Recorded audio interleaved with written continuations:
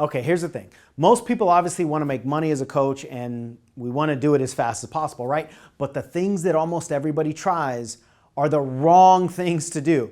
And you can't waste your time and energy and money doing the wrong things if you want to start your business or accelerate your business foundationally. In this video, I'm going to tell you exactly what you should do to make money congruently, authentically, and as quickly as possible as a coach. Now, what most people are doing will never work. They're listening to the wrong people, teaching them the wrong things. They're skipping steps. They're doing things out of order. They're looking for the shortcuts. Now, that'll never help you build a successful business long-term, nor will it help you make money as fast as possible, especially if you're not a hardcore salesperson and you're more of a teacher like I am. So let's go to the wall of transformation. Hey everyone, in this edition of the Truth About Coaching show, we're going to talk about the quickest way to make money as a life coach. Now, it shouldn't be about making money as fast as possible, but this is a question that a lot of people are asking. So I kind of want to break some of the myths and call BS on some of the things that a lot of us think and some of the things that a lot of us are being taught. The way that most people are trying to make money, especially in the beginning of their business, is actually the hardest way. So I'm going to dive into that in a second, but I want to be clear that your mission has to be about service. And if you're certain, you got your certification or you're really clear on the content, now you're into the marketing phase, which most people get too early, by the way. Premature marketing is a big problem in the coaching circles because people just try to rush to the money way too fast. But assuming that you've got the foundational stuff covered and now it's time to actually start making some money and turning a profit in your business, let's talk about the quickest way to do that. And this is all based on my 15 plus years of experience in this industry. I've done so many things that didn't work.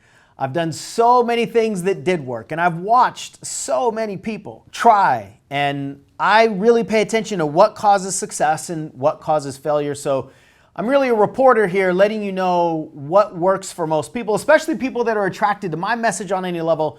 That probably means you're a teacher, you're not a salesperson.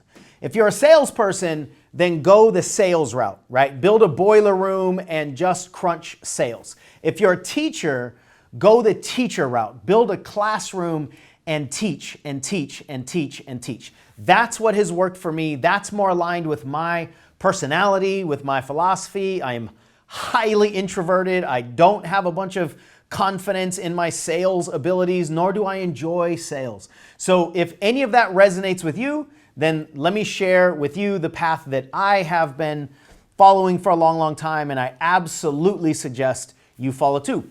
The first thing is to just get your message out into the world.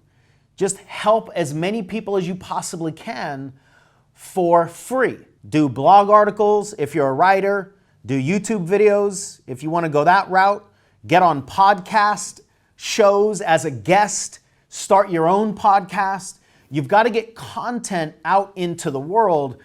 Today's society is expecting a lot of content. We've become this scrolling society, and we're constantly just looking through content, right, as we scroll with our thumbs.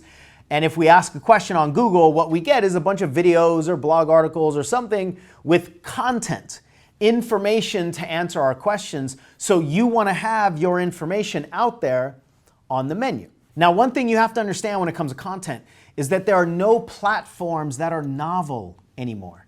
You know, several years ago, doing webinars was novel. And then a few years ago, doing live videos was novel. It was new. A lot of people were watching the platforms just because the platforms themselves were new. I don't know what the next edge of technology is that's going to provide a novel delivery anymore. I can't even imagine what that is. And the reason that's really important to understand is because when everybody is basically caught up to the novelty of the platform, then it's all about content. Several years ago, if you would have been one of the first people doing Facebook Lives, you didn't have to have really good content because the platform itself was a big enough intriguing factor. And people were just amazed that they could engage and you could hear them and or see them at least, and maybe even bring them on. And like there was so much novelty around the platform. And now Nobody cares that there's a live video because there's live videos all over the place. Now your content has to be the thing that draws them in. And I would say the same thing for podcasts, the same thing for blogs, the same thing for any kind of platform that I'm currently aware of. Content is the competition. So you have to have some meaningful content out there. Now the good news is, if you're a human and you've gone through adversity and you've learned lessons from your past experiences, you have valuable content. You might need some help pulling that content out. You might need some help noticing what other people are searching for and what other people would pay for. So you might need packaging support, but you have valuable content. My experience is the content that most people take to the market isn't very valuable nor meaningful to them, or it's not packaged in a way that will be meaningful to other people. And because of that, a lot of people really struggle when they take their content into the marketplace. Now, if you want any support with that, one of the things I offer is a signature value session. So I can use my experience and my marketing eyes to help you identify what your signature value is for the market. There's a link in the description here so that you can sign up for a consultation and see if that's a good fit. Now, the second thing I want you to understand is that you need to earn people's attention. I think in today's society, attention is the scarcest resource. And if you don't have people's attention, then it doesn't matter how valuable your content actually is, because they'll never consume it. Now, when it comes to getting people's attention nowadays, there are really two ways to do it. You can do it with tricks, or you can do it with truth. It's like we're playing a game of trick or truth, right? Trick or truth. I don't know if that's going to be as funny as it is to me right now, or if it's going to land, but I think it's actually like really profound, that so much of the attention grabbing nowadays is all based on trickery. It's all based on clickbait. It's based on these ridiculous claims of how you can make so much money in just a few days and everything is just turnkey, and all the things that the ego is actually drawn to, because the ego wants things to be simple. The ego wants things to be guaranteed. The ego wants the shortcut. But I've never seen a shortcut that actually works. And if it does work, it's just accidental. Now, if you're a teacher, then don't mess around with all the tricks. Don't mess around with competing against the salespeople and all the marketers at their game. What you have to understand is that a lot of people in personal development and a lot of people in the coaching space are hiring assassins, right? I mean, I hate to put it that way, but they have hired guns on their team. They're hiring people whose whole job is to compete over the data and try to turn a 3.1% conversion to a 3.4% conversion, because that could literally mean like millions of dollars over the course of time. You and I are not that kind of animal, I'm sure, that likes to compete over money like that and likes to dive into all the details and the data. You just probably want to teach, right? So then get out of the shark's tank and go play with the dolphins, essentially. Go into the sandbox. That's not scary. Do the thing that you like doing. And instead of trying to outmarket the marketers, out-teach them. Instead of trying to outsell the salespeople, out-teach them. And that energetically, that's just a completely different game. So instead of asking yourself, what's the fastest way I can make money and hop over the quality part of the process, which is what a lot of people are doing, I want you to ask yourself, how can I earn their attention? Because think about it. If you're asking yourself, how can you earn their attention, you're essentially committing to quality. You're not committing to speed. And my experience says when you're committed to quality, your success actually happens faster. And when it comes, it's sustainable over the long term because you're committed to quality. And people nowadays really trust consistent quality over seductive trickery. Now, when it comes to creating quality, you have to build your muscles of value. And so I want to give you a distinction here that's so critical to understand. Most people who are teachers are afraid of the visibility that marketing brings, right? If you're afraid of videos, you're not actually afraid of a video camera. You're not afraid of the thing called video. You're afraid of people seeing your videos and not liking them. Or you're afraid of people watching your videos and not buying your product, or listening to your podcast and not subscribing or saying something bad. So essentially what you're afraid of is people consuming your content and then something bad happening. But what I want you to understand is there's a difference between publishing and promoting something and producing something. And what I want you to do is I want you to separate these two things, because what a lot of people are doing is they're using their fear of publishing to stop them from producing. And you cannot build your value muscles without producing. And you're probably not going to get over your fear of visibility and getting the negative comments or the lack of approval or the attacks or whatever you might be afraid of. You're not going to build your embodied certainty without producing the content. So what I want you to do is produce and produce and produce and produce for the practice of it, so that you can continue to elevate your value, and your value is what's going to earn their attention. But you might not earn their value until you've done 50 videos. That doesn't necessarily mean you have to have published 50 videos, but you have to have produced 50 videos. I'm telling you, this concept is so critical to understand. The muscles that need to be developed can only be developed through action. Those actions, for most of us, especially in the beginning of our journey, need to be protected from the publishing. And when you create something knowing that somebody's not watching you, you're actually creating from a more sacred place. You're creating without the fear of judgment. And we can't fully create from our true authentic place while simultaneously being afraid of what are people going to think. So I want you to create and create and create, knowing that you're not going to publish these things. And then after you have a bunch of these things created, you got 10 videos or 15 blog articles or 20 podcast episodes recorded, then you can take a look at all of these creations and decide which ones should be published. But you have to give yourself permission to not publish any of them. If the quality really isn't good enough, don't publish them, but then go to the next level. Go to the next level of production. And I'm telling you, I would bet my life on this. The market is going to start demanding quality content like it never has before, especially with all the disruption and all the divisiveness and all of the clickbait out there and all the times that people have been taken advantage by all the tricks. The market will start demanding truth at a level that it never has before.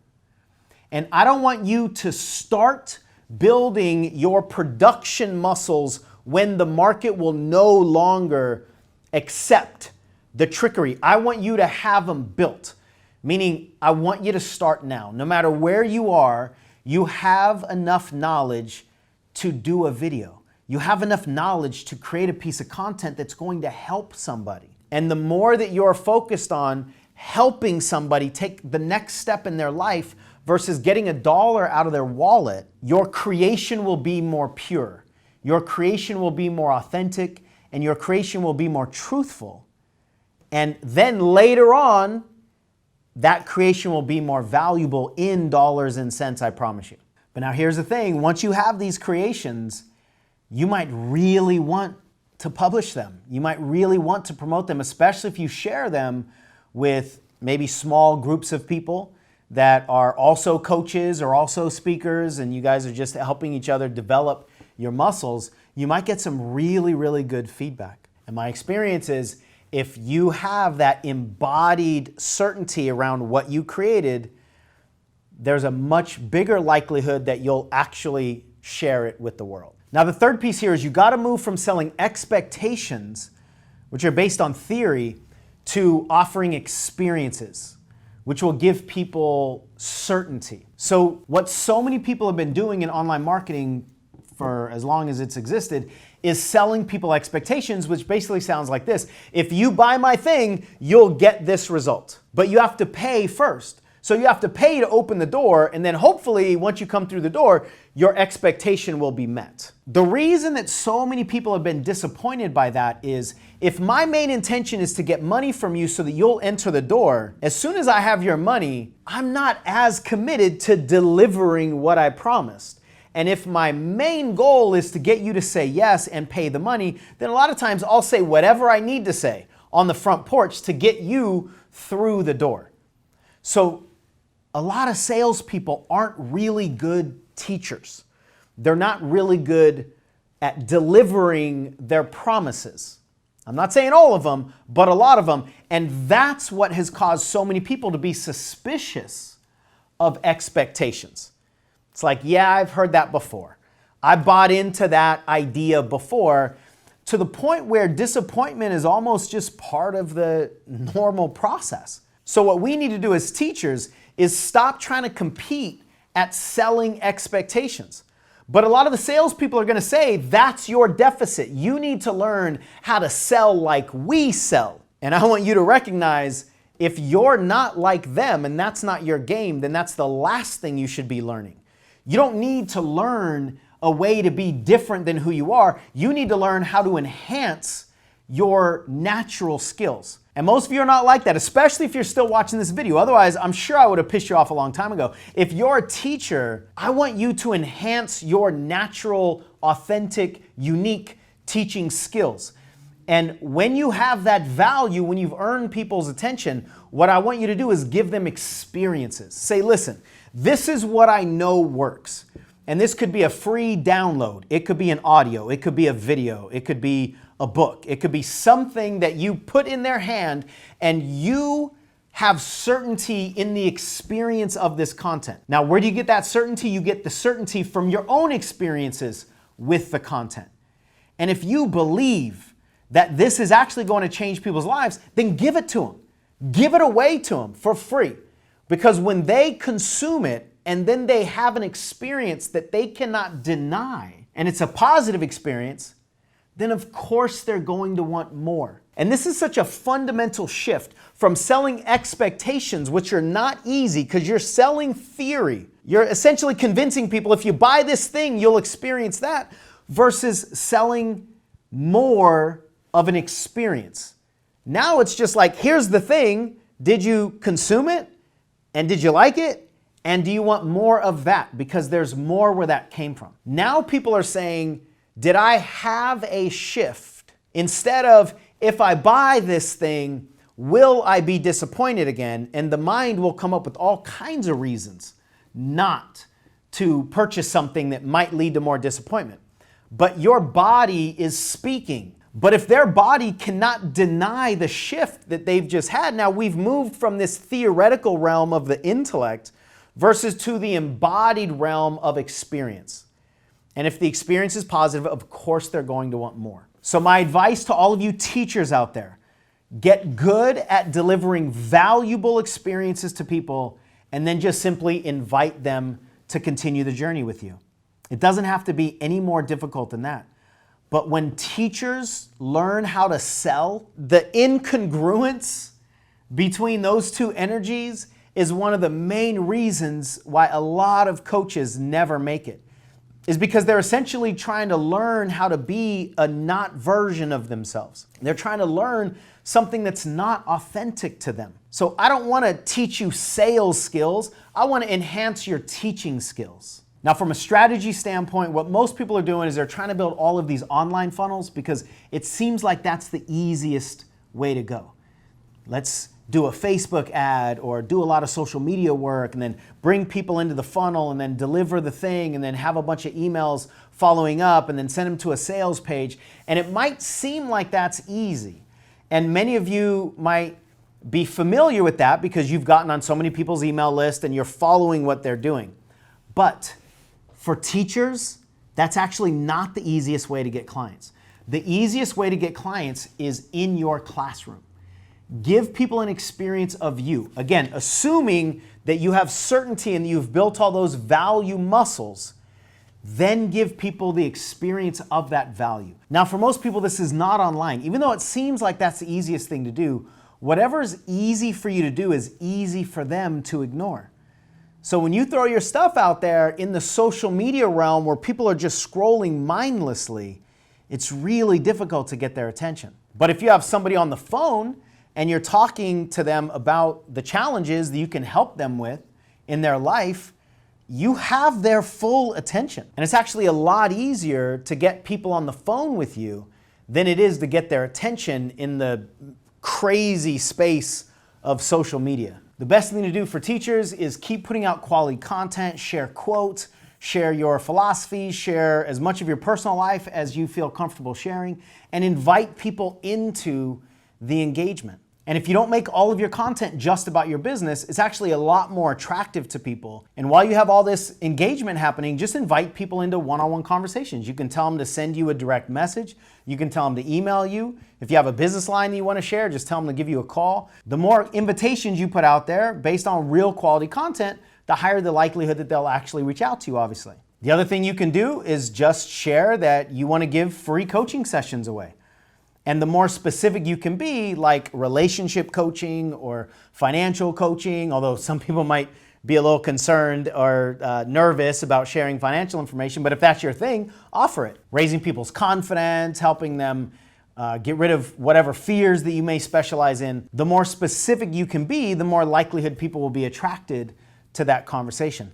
Bottom line is, just make as many invitations as you possibly can to get into conversations.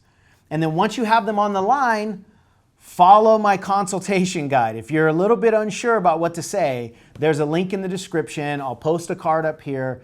There's a free download. It's a 10-step guide of what to say on these free consultation calls. One of our students made a post just the other day out of the blue saying he got like 8 or 10 new clients just by following that free guide. So it's really valuable and will help you not just manage that conversation, but invite them into a paid coaching package. So these are the things that a lot of people stay away from in the very beginning, and I think it's usually because of confidence.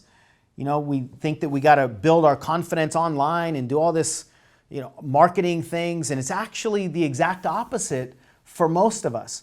If you're confident and certain in your ability to help people, the best place for them is not on your website. The best place for them is in a conversation with you. Because if you're a teacher and you're a good coach, you want to highlight your abilities with as much intimacy and attention as possible rather than just try to fish with this super large net. And the bottom line is, the more you help people, the more people will want to be helped. So put in your time, earn their attention, build your value muscles, be the teacher that you are, and just be as consistent as you possibly can with as much helpful content out there in the marketplace. Invite people into these conversations. That's the quickest way to actually make money as a coach. Because just like I was saying earlier, if you give people a good experience on the coaching call that they can't deny, they're going to want more.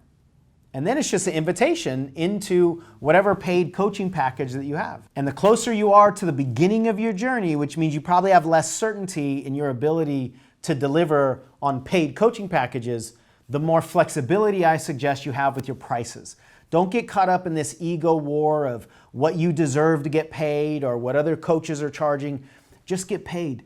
If you get clients that are paying you $20 a session, trust me, it's better to get paid $20 as a coach, give people massive help in some area of their life, and then you build confidence as a paid coach, and then you can continue to raise your prices. Way too many coaches do a lot of damage emotionally to themselves because they get into this ego battle in the beginning of what they should charge. And I know a lot of people are talking about raise your price and charge what you're worth, and that's great for the people that works for. In my experience, that's not the battle you should be fighting as a teacher. Now, if you want help with anything that I've talked about, or maybe some of the stuff that you think I left out, click the link down below, register for a free consultation call, and we'll support you however we possibly can. And remember, in the beginning of your business, the goal is to build something that works, something that you feel good with, and people will buy. Once you have something that's successful,